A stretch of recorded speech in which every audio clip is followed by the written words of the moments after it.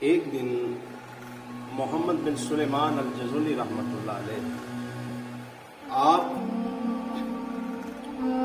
سفر پر نکلے، راستے میں نماز کا وقت ہو گیا۔ اب آپ نماز پڑھنے کے لیے، نماز ادا کرنے کے لیے پانی کو تلاش کرنے لگے کہ میں وضو کر کے نماز ادا کروں۔ اب دیکھتے کیا ہے کہ ان کو پانی ملتا نہیں۔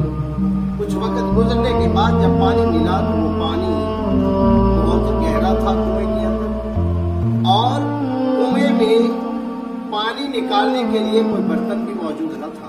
تو محمد بن سلیمان الجزولی رحمۃ اللہ علیہ پریشانی میں کھڑے ہوئے ہیں کہ میں نماز پڑھنے کے لیے وضو کیسے کروں۔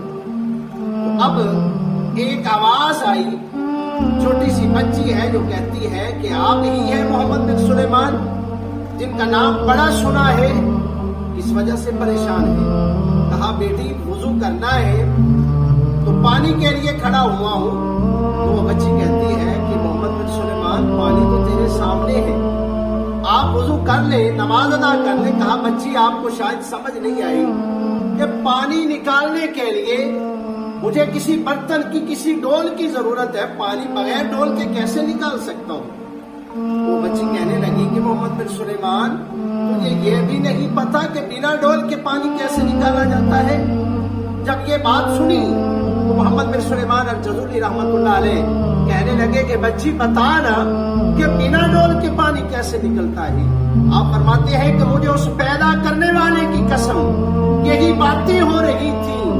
بچی نے اپنا لعاب، اپنا تھوک جو تھا اس کو کنویں کے اندر پھینک دیا، اور میں یہ اندازہ نہ لگا سکا کہ پانی کے اندر وہ تھوک پہلے گرا ہے یا پانی باہر پہلے نکل آیا ہے۔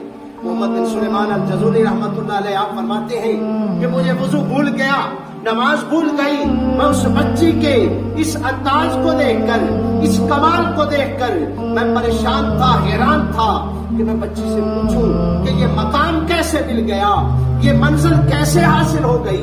محمد بن سلیمان الجزولی رحمۃ اللہ علیہ فرمانے لگے بچی مجھے یہ تو بتا کہ تجھے یہ مقام کیسے حاصل ہو گیا۔ تو بچی کہنے لگی محمد بن سلیمان تجھے یہ بھی نہیں پتا کہ یہ مقام کہاں سے حاصل ہوتا ہے۔ تو کہا ہاں بچی بتا تو صحیح۔ وہ کہنے لگی محمد بن سلیمان الجزولی سنو پھر، یہ مقام مجھے دربار مصطفیٰ سے ملا ہے۔